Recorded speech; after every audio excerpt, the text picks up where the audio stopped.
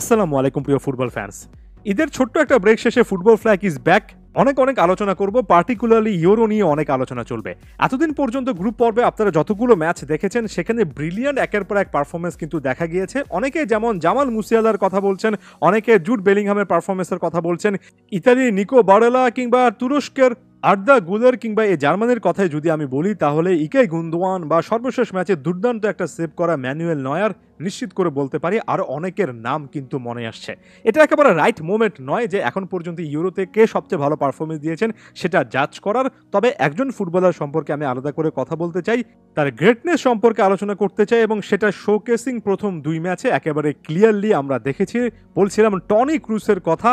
ক্যারিয়ারের একেবারে শেষ প্রান্তে এসে টনি ক্রুস যে টাইপের পারফরমেন্স দিচ্ছেন, সর্বশেষ দুটো ইউরো ম্যাচে যে পারফরমেন্স দিলেন, এক কথায় হ্যাটস অফ। আমরা এর আগে ইউরোপ কিংবা বিশ্বকাপের বড় মঞ্চে লুকা মডরিচের অসাধারণ একের পর এক পারফরমেন্স দেখেছি, টনি ক্রুসেরও দেখেছি। তবে লুকা মডরিচের মতো সেরকম একেবারে সেরা প্লেয়ার, ব্যালন কিংবা ফিফার গোল্ডেন বল এমন টাইপের স্বীকৃতি হয়তোবা টনি ক্রুসের ক্ষেত্রে দেখা যায়নি।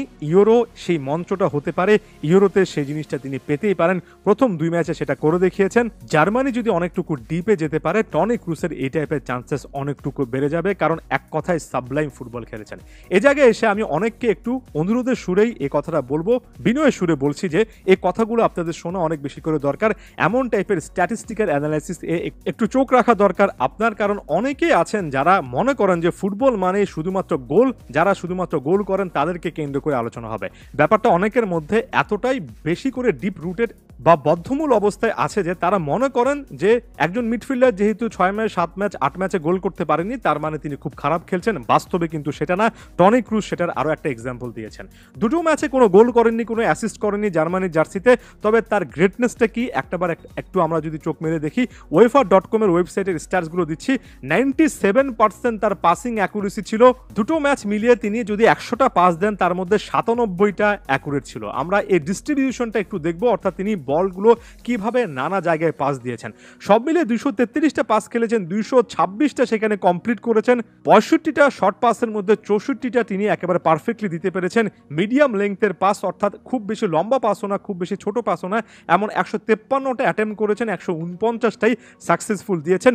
15টা লং পাস, অর্থাৎ বাতাসে ভাসিয়ে লম্বা দূরত্বের পাস দিয়েছেন বা চেষ্টা করেছেন, তার মধ্যে 13টাতেই তিনি সাকসেসফুল হয়েছেন। এই 233টা পাসের মধ্যে মাত্র 16টা ব্যাকওয়ার্ড, অর্থাৎ পেছনের দিকে ব্যাকপাস টাইপের ছিল।